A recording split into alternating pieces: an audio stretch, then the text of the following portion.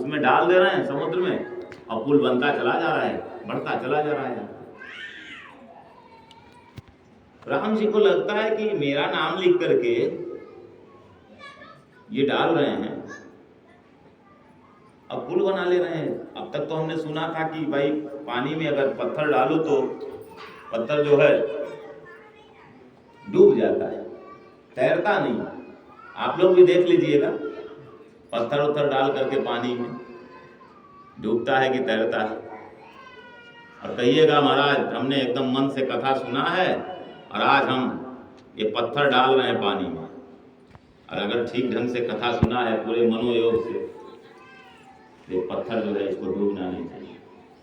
Practical करके देखिए, विज्ञान का युग है, प्रयोग करके देखना चाहिए।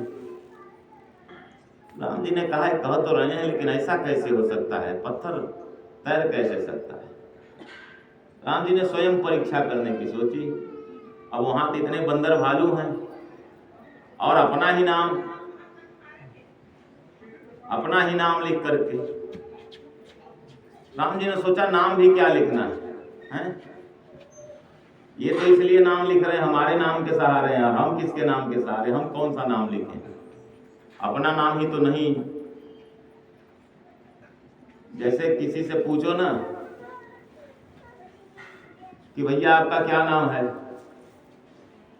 तो अपना नाम जब व्यक्ति बताता है तो उसके आगे श्री नहीं लगाता है, दूसरे का नाम बताता है तो श्री लगाता है। क्यों?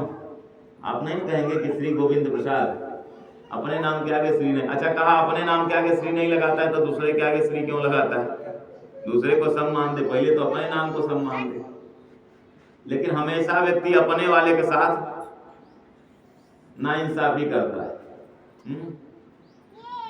और सच्चाई तो यही है, अपने के आगे सम्मान क्या लगाना। सम्मान तो दूसरे लोग जब दें तब वह ग्रहणीय होता है। अपना ही मुख अपना बखान करें तो कोई मतलब है उसका। अब आजकल तो बड़े बड़े लोग हैं, बड़े बड़े महात्मा लोग, देखिए अपना ही आप लगा लेते हैं, श्री श्री 1008, श्री श्री 1,08,000। अच्छा, श्री श्री 1008 लगा भी लेते हैं, उनको पता भी नहीं है कि श्री श्री 1008 का मतलब क्या होता है, क्यों लगता है। हमसे एक शिष्य ने पूछा, महाराज क्यों लगता है 108, 1008? कितनी यज्ञ उन्होंने कर लिया, कितने गायत्री मंत्र का पुरस्चरण कर लिया, इतने करोड़ गायत्री मंत्र का पुरस्चरण कर लिया, तब फिर एक उसमें संख्या जुड़ती थी। और यहाँ तो एको बार गायत्री मंत्र ही नहीं जानते, लेकिन श्री श्री 1008 लिख लिया अपने में। तो राम जी जाते हैं,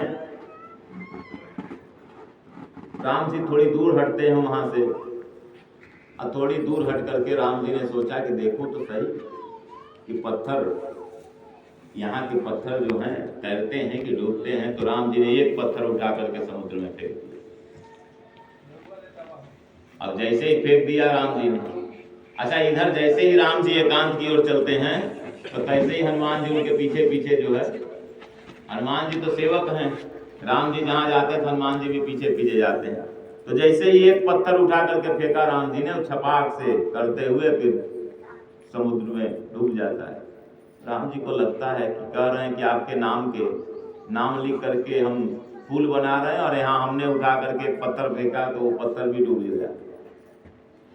क्या है इसका रहस्य? फिर दूसरा पत्थर उठाया। हनुमान जी सोचते हैं भगवान ये कौन सा प्रयोग कर रहे हैं, हम लोग पत्थर से सेतु बना रहे हैं, भगवान ऐसे उठा के पुल पत्थर में डूबो देंगे अगर, तो फिर सेतु बनेगा कैसे? सारे भक्त लगे हुए हैं पुल बनाने में, भगवान पुल पत्थर जो है फेंकने में लगे हुए हैं, है ना? क्या रहस्य है?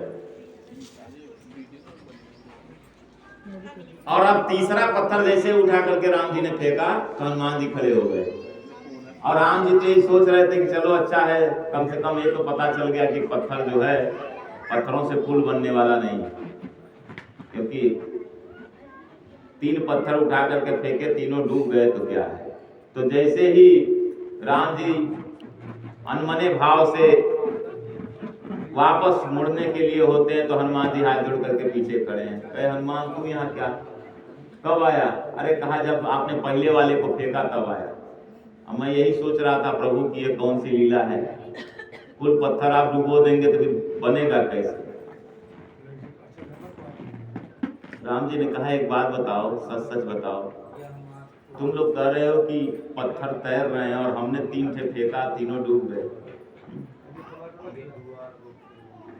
हनुमान जी ने कहा प्रभु आप जिसको उठा के फेंक दोगे अपने हाथ से तो डूब ही जाएगा ना।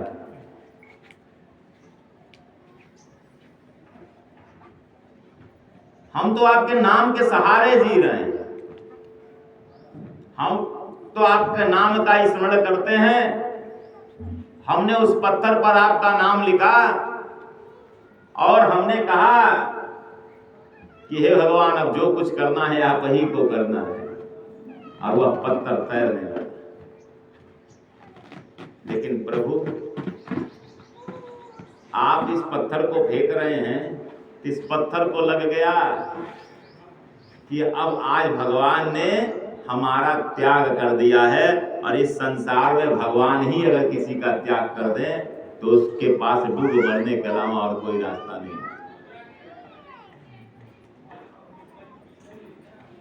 राम जी को विश्वास हो गया, मेरे नाम से पत्थर तैरता है परंतु मेरे हाथ से छोड़ा हुआ पत्थर जो है डूब जाता है। अब राम जी ने देखा कि ये तो हनुमान जान गया है कि जिसका नाम जो है इतना प्रभावकारी है, उसकी स्वयं की स्थिति क्या है।